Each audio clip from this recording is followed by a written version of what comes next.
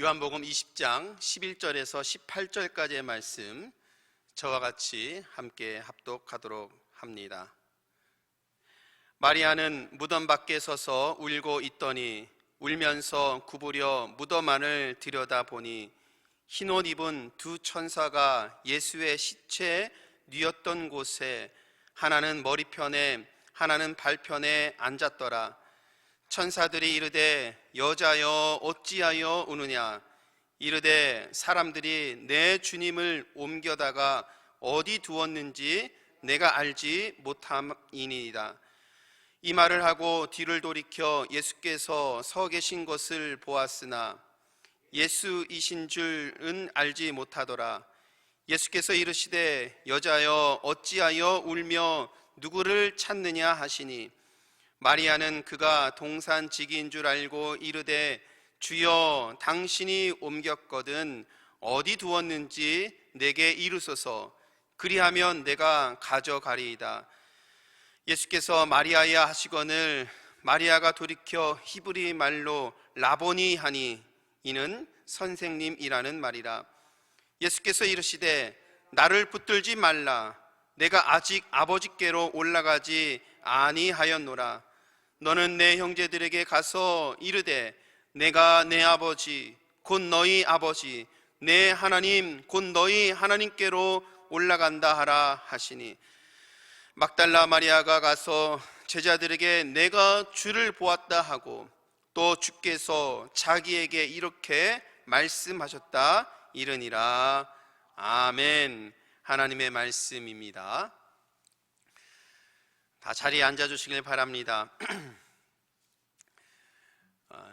이 거룩하고 복된 부활절 아침, 우리 부활하신 주님의 평화가 여러분 모두에게 함께하기를 간절히 축원합니다.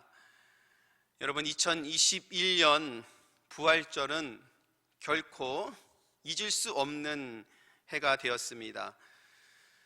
긴 코로나의 터널을 아직 벗어나지 못하여서 온라인 예배로 드리고 있지요. 그러나 우리들의 상황이 이렇다고 해서 결코 변할 수 없는 진리는 우리 주님께서 부활하신 것입니다. 부활의 첫 열매가 되셨고 예수 그리스도를 믿는 우리들도 부활할 줄 믿습니다. 부활절 아침에 우리는 먼저 이와 같은 신앙의 고백, 우리의 믿음을 다시 한번 확인하면서 부활하신 주님을 찬양하면서 경배할 수 있는 귀하고 복된 날이 되어야 될 줄 믿습니다. 부활절 아침 우리 부활하신 주님을 맞이하는 사람들의 표정은 어땠을까 곰곰이 생각해 보았습니다. 골고다 언덕에서 피 흘리신 우리 주님을 바라보았던 사람들의 표정은 어땠을까 생각해 보았습니다. 예수님께서 십자가에서 죽으신 금요일 어떤 사람들은 환호성을 지르면서 자신의 뜻대로 예수님을 십자가에 못 박았다고 이렇게 기뻐하는 사람들이 있었겠지요. 반면에 예수님을 소중하게 여긴 사람들, 예수님을 그리스도로 고백하고 예수님을 따랐던 사람들은 깊은 회복할 수 없는 그 절망의 소식이었을 것입니다. 예수님을 그리스도로 믿는 사람들은 예수님의 그 처절한 십자가상에서의 그 죽음을 지켜본 것이 너무나도 큰 상처였을 것입니다. 성경에 예수님이 죽으신 금요일 오후에 어둠이 이 땅에 짙게 내려 깔렸다라고 말씀하고 있는데요, 바로 이것은 예수님을 사랑하는 사람들에게 어둠이 찾아온 깊은 상처라는 의미일 뿐만이 아니라 생명이 소생되어야 하는 이 땅에 어둠이 짙게 내려 깔린 이 땅도 너무나도 회복할 수 없는 상처를 지닌 그 땅이 되었다라는 의미로 우리는 이 말씀을 읽을 수도 있습니다. 여러분 잠시 화면을 보십시오. 이 화면을 보시면 십자가 아래에서 예수님의 죽음을 바라보는 다양한 사람들의 시선이 있습니다. 이 작품은 제임스 티소의 작품인데요, 예수님께서 십자가상에 올라 계시고 그곳에서 예수님의 죽음을 바라보는 많은 사람들의 다양한 시선이 그려져 있는 작품입니다. 여러분, 이 작품에 예수님의 십자가 모습이 보이지 않죠? 대부분의 작품들은 십자가에 달리신 예수님을 그리고 예수님의 그 모습을 아래에서 바라본 그런 작품인데요, 제임스 티스의 바로 이 작품은 예수님의 그 발이 약간 보이고 있습니다. 다시 말하면 예수님께서 십자가 상에서 달리신 우리 주님께서 십자가 아래에서 예수님의 죽음을 바라보는 다양한 사람들의 시선을 바라보고 있는 것입니다. 그래서 지금 왼편에 있는 그 확대한 것은 십자가상에 못 박히신 예수님의 발끝 조금만 나와 있고요, 그리고 예수님의 그 발끝을 바라보면서 슬퍼하고 있는 한 여인의 모습을 제임스 티소는 그리고 있습니다. 그리고 다양한 사람들의 시선, 예수님의 죽음을 바라보고 있는 다양한 사람들의 시선을 이 작품 속에서는 보여주고 있습니다. 여기에서 예수님의 발끝을 잡으면서 눈물 흘리면서 슬퍼하고 있는 이 여인을 제임스 티소, 이 작품을 그린 사람은 막달라 마리아라고 이렇게 말을 하고 있지요. 그래서 저는 이 말씀을, 그림을 그릴 때에 아마도 요한복음의 말씀을 참고하여서 이 그림을 그린 것이 아닌가라는 생각을 했습니다. 막달라 마리아, 그는 너무나도 슬퍼하고 있습니다. 주님의 발끝이라도 잡으면서 주님의 죽음을 바라보면서 슬퍼하고 있는 한 여인을 오늘 요한복음 20장의 말씀 속에서도 우리는 만나고 있죠. 부활주일 아침에 우리는 이 막달라 마리아를 만나고 있는 것입니다. 막달라 마리아는 안식 후 첫날 새벽에 주님의 무덤에 찾아온 첫 번째 인물이고요, 주님의 부활을 목격한 첫 번째 인물입니다. 물론 다른 복음서의 말씀에서는 무덤에 찾아온 사람들이 여러 명 있는 것으로 기록하고 있지만 오늘 함께 봉독한 요한복음에서는 오직 막달라 마리아만을 기억하고 있습니다. 그래서 오늘 요한복음에서는 이 막달라 마리아의 신앙을 중심으로 해서 그녀가 보인 그 믿음의 모습을 통해서 부활하신 주님을 우리들에게 말씀하고 있는 것이지요. 여러분, 우리가 알고 있는 막달라 마리아는 어떠한 인물입니까? 성경에는 마리아라는 그런 인물이 여러 등장하고 있지요. 그래서 우리는 그런 마리아라는 인물 때문에, 이름 때문에 혼동을 하기도 합니다. 오늘 이 막달라 마리아는 마리아라는 그 이름에 막달라라는 그것을 붙여서 다른 마리아 여인들과 구별을 시키고 있습니다. 그래서 우리는 막달라 마리아가 어떤 인물인지를 좀 더 명확하게 알 수 있지요.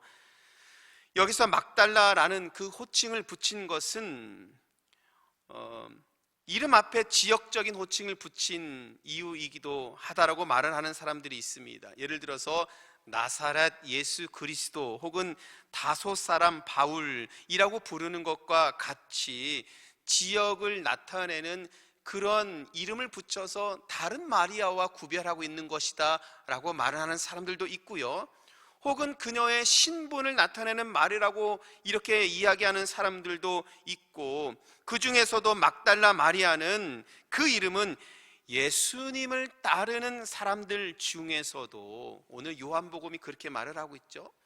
막달라 마리아가 지니고 있는 신앙을 돋보이게 하기 위해서 마리아라는 그 이름 앞에 막달라를 붙인 것이라고 저는 이렇게 생각을 합니다. 왜냐하면 요한복음은 오직 이 막달라 마리아가 부활을 목격한 첫 사람으로 증언하고 있기 때문입니다. 여러분, 그녀에 대해서 좀 더 알아본다면 사실 그녀는 예수님을 만나기 전에 너무나도 깊은 상처를 지니고 있는 사람이었습니다.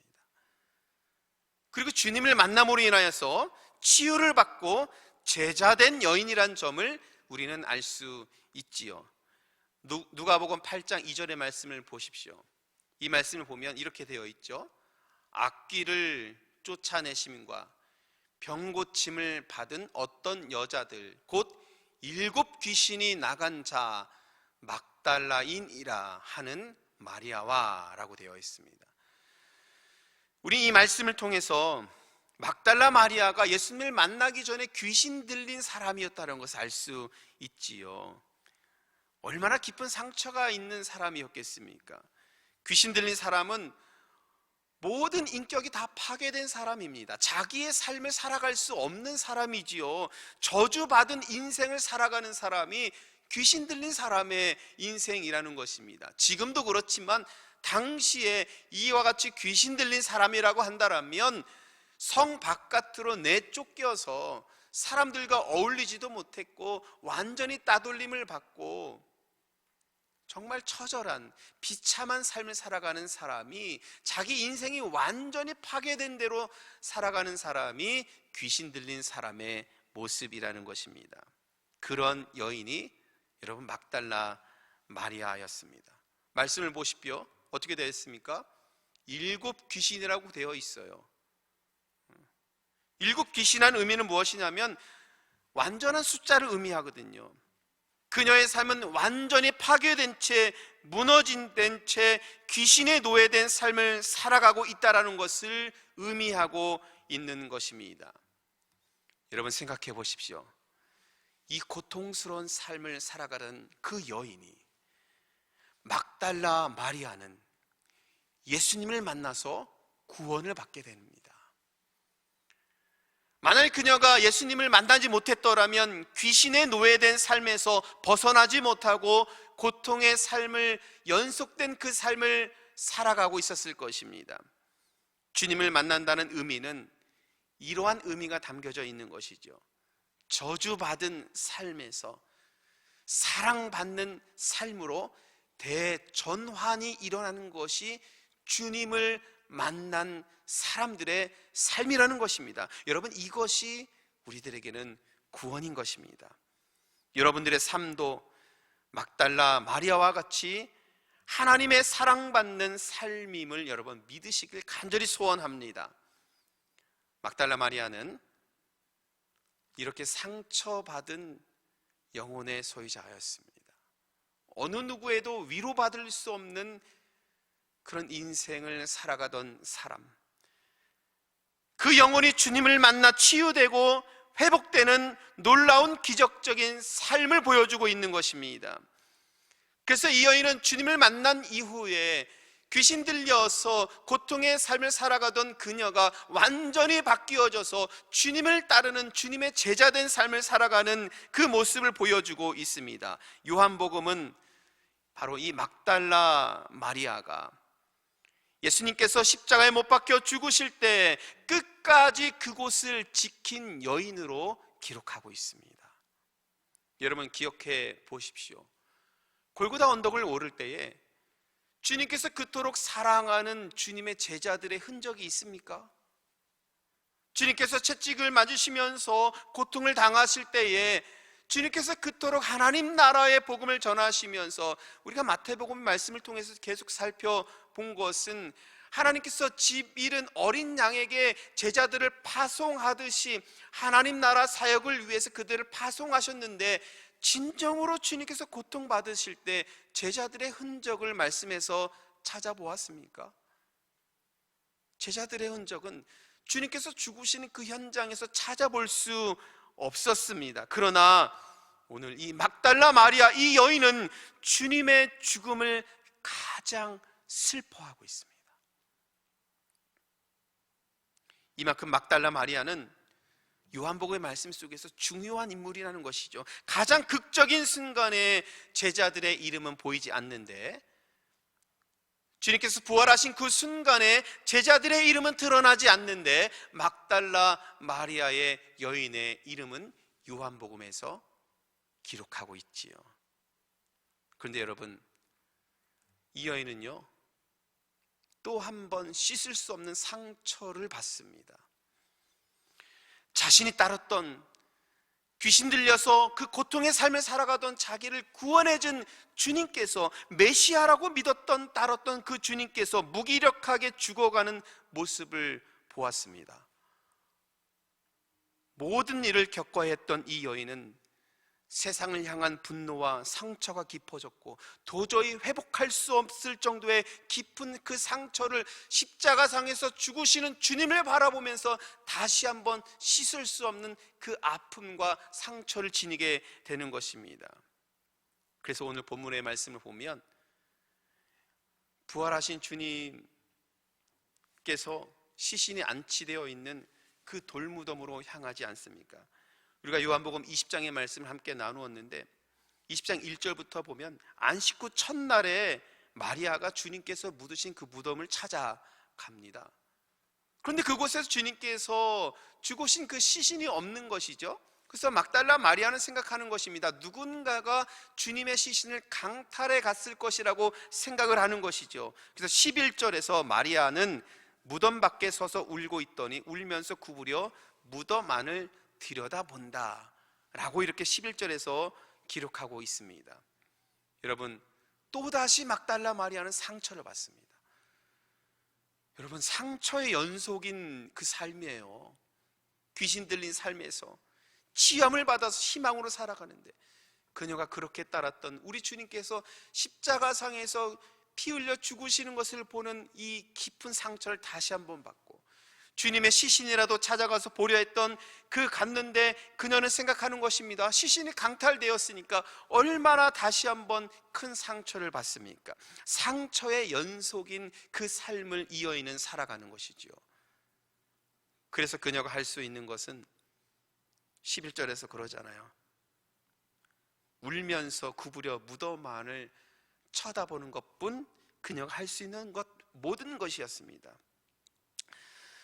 여러분, 우리도 삶을 살아가면서 내가 예상하지 못했던 어려운 일을 겪거나 너무 큰 일을 당하면 아무런 것도 생각이 나지 않죠. 너무 당황스러운 일을 겪게 되면 그저 눈물만 흘리고 울기만 하는 경우가, 아마 우리도 큰 아픔과 상처를 받은 분들은 그런 것을 경험하셨을 것입니다. 지금 마리아가 그런 경우인 거예요. 주님의 죽으심, 게다가 시신이 없어졌다고 생각하니 그녀는 너무 큰 슬픔과 절망에 빠졌습니다. 이렇게 마음속 깊은 상처가 가장 깊어져 있을 때에 그녀의 영혼 속에 상처가 계속해서 덧입혀져서 회복이 불가능하다고 생각했을 바로 그때에 부활하신 주님께서 그녀에게 찾아오셔서 그녀의 이름을 부르고 계십니다. 여러분, 16절 말씀, 우리 다 함께 이 말씀 저같이 읽도록 하겠습니다. 예수께서 마리아야 하시거늘 마리아가 돌이켜 히브리 말로 라보니 하니 이는 선생님이라는 말이라. 사랑하는 성도 여러분, 오늘 이 말씀을 잘 들으시길 바랍니다. 상처받은 이 막달라 마리아 여인에게 부활하신 주님께서 찾아오셨습니다. 부활의 주님께서 그녀의 이름을 부르심으로 부활은 증명이 됩니다. 경험이 됩니다. 체험이 됩니다. 그리고 부활하신 주님을 만난 것은 그녀의 삶에서 받은 모든 상처와 주님의 죽음으로 다시 절망했는데, 이 모든 상처와 절망이 씻겨지는 부활의 새 생명을 받는 놀라운 은총의 순간이 되는 것입니다. 왜 그렇습니까? 죽은 자가 살아나셨고 주님의 부활을 확인했고 그녀도 부활의 소망을 갖게 되었기 때문인 것입니다. 사랑하는 성도 여러분, 이처럼 부활은 썩어 들어가는 삶의 상처를 치유하는 능력이 있습니다.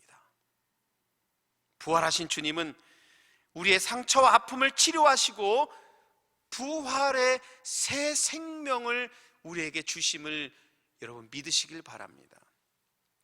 여러분, 우리는 지금 코로나로부터 너무나도 깊은 상처를 받았습니다. 씻을 수 없는 상처를 우리도 받고 여러분들도 받고 이 땅도 받았습니다.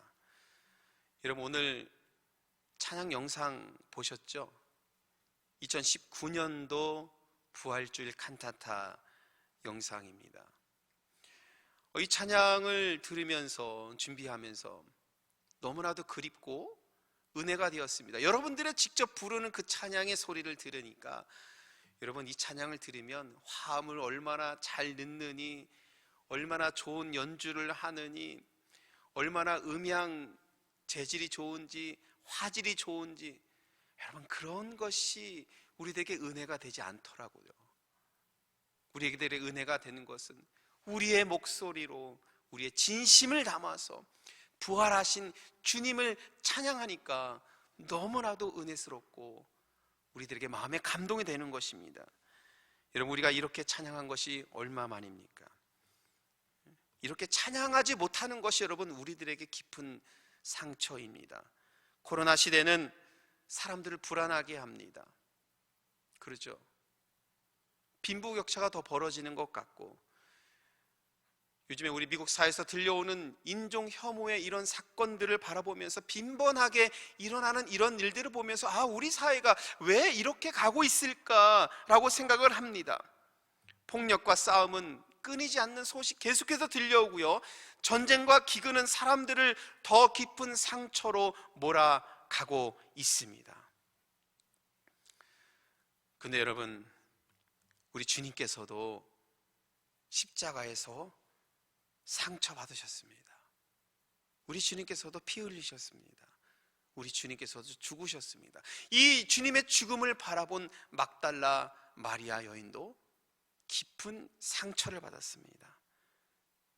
그런데 세상 사람들이 말을 합니다.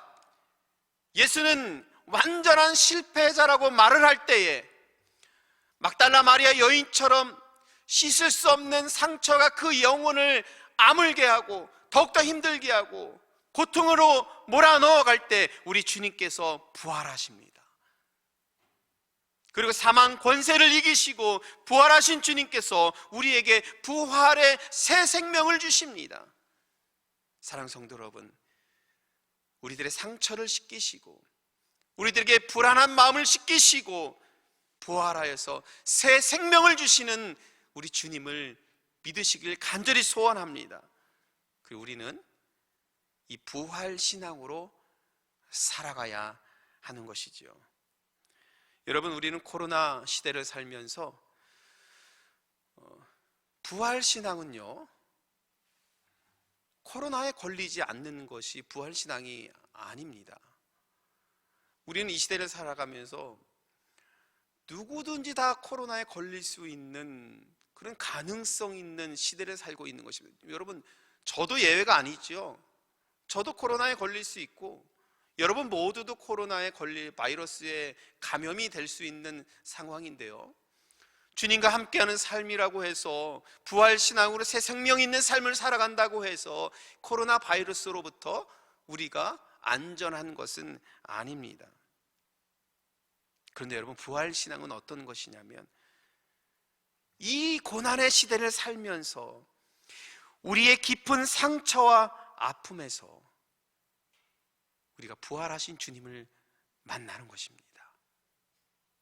부활신앙은 우리 생명에 성령의 바람을 불어 넣어 주셔서 사망으로 나아가지 않고 사망의 권세를 이기시고 새 생명을 우리에게 주시는 주님과 함께 살아가는 그 삶이라는 것입니다.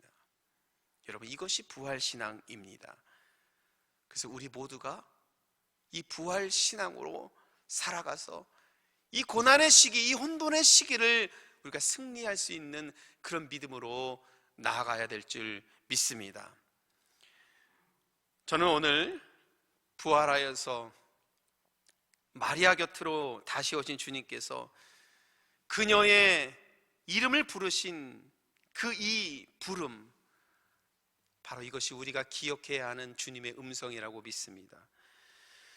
그리고 오늘 이 아침 우리 모두가 부활하신 주님께서 우리 각자의 이름을 부르시는 그 이름의 음성을 듣기를 간절히 원합니다. 이 주님의 부르심으로 마리아에게 주님의 부활은 경험되었고 체험되었고 증명이 되었죠. 그녀의 삶을 괴롭혔던 모든 인생의 상처들이 씻겨지는 그 축복의 사건이 되었습니다. 오늘 이 부활절 아침에 여러분들에게도 주님의 사랑스러운 부르심이 들려오기를 간절히 바랍니다. 귀신에 사로잡힌 듯 세상의 물질과 명예에, 그리고 세상의 가치에 사로잡혀 미친 듯이 살아가는 사람들에게 주님의 나라는 새로운 인생의 질서와 가치를 우리에게 알려줍니다. 마리아처럼 주님을 만났어도 우리 신앙의 여정은 또다시 실망과 좌절이 찾아오지만, 그래서 하나님의 은혜가 실종되었다고 우리가 생각할 수 있겠지만, 내 인생은 꼬이고 비틀어져서 한이 서린 그 눈물을, 상처를 지니고 살아가는 사람이라고 생각을 하지만, 사랑하는 성도 여러분, 부활하신 주님께서 오늘 여러분들에게 찾아가셔서 새로운 생명으로 인도하시고 여러분들의 이름을 부르고 계심을 믿으시길 바랍니다. 이 부활의 축복이 여러분 모두와 또한 상처받은 모든 주의 백성들에게, 그리고 상처받은 이 땅에 새 생명으로 충만하게 임하기를 주님의 이름으로 간절히 축원합니다. 아멘. 기도하시겠습니다. 부활하신 주님을 찬양하며 경배합니다. 우리 모두가 부활의 증인된 삶으로 나아가도록 인도하여 주시옵소서. 예수님의 이름으로 기도합니다. 아멘.